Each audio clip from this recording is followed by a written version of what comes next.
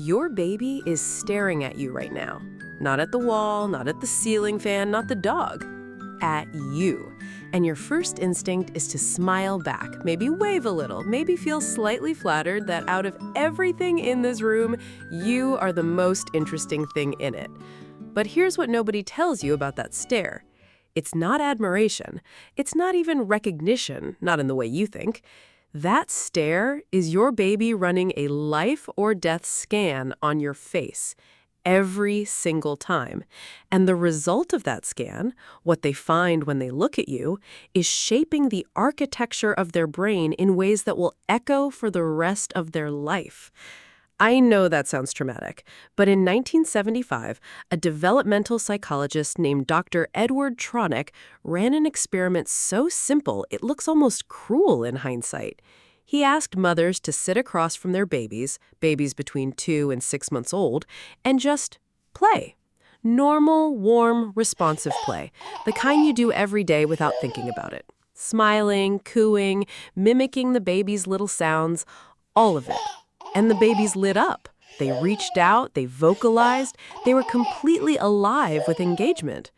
Then, Dr. Tronick asked the mothers to do something that felt deeply unnatural. Stop. Just stop. Hold your face completely still. No smile, no frown, no reaction at all. A blank, neutral mask.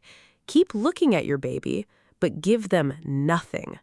This is what researchers called the still face. And what happened next is the part that stayed with researchers for decades. The babies didn't just get confused. They didn't simply look away and move on. They fought for the connection. First, they tried everything they knew.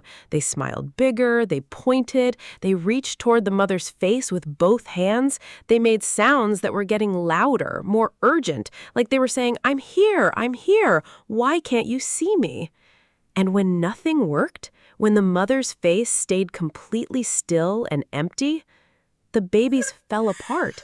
They turned away, their bodies curled inward. Some of them began to cry.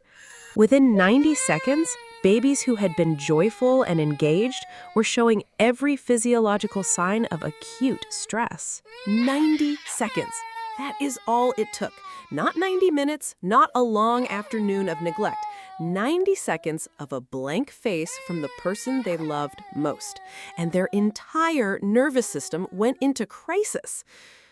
Now here's where this stops being a fascinating historical experiment and starts being about your Tuesday morning. Because the still face isn't just something that happens in a research lab.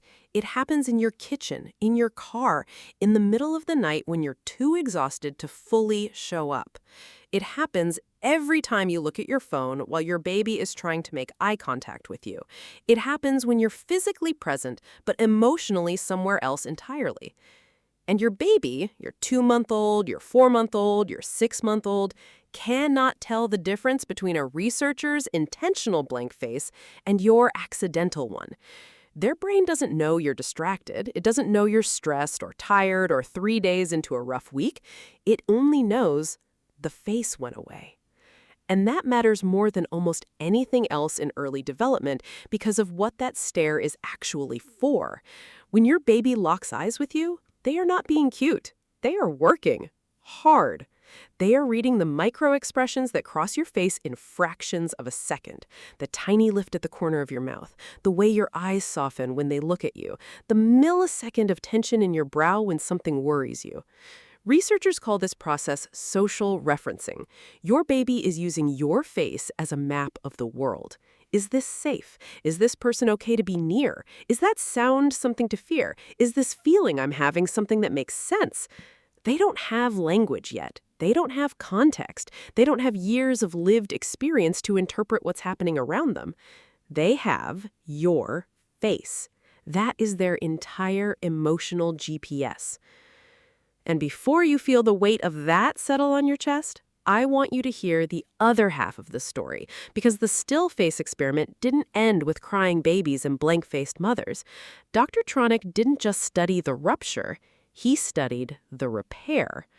After the still face phase ended, after the mother was allowed to return to her warm, responsive self, something remarkable happened. The babies came back.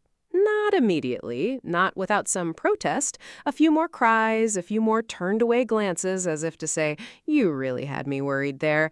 But within minutes, with a warm face, a soft voice, and genuine presence, the connection rebuilt itself. The baby's stress hormones dropped, their body relaxed, they reached out again. The rupture healed. And that, the repair, turned out to be just as important as the rupture itself. Because what Dr. Tronick discovered is that it's not about being a perfect, always present, endlessly radiant parent. That doesn't exist, and the research doesn't ask for it. What matters is the cycle, the back and forth, the inevitable moment when you're not fully there, and then the moment when you come back.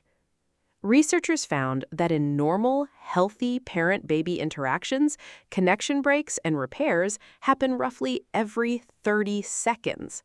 30 seconds! The expectation was never perfection.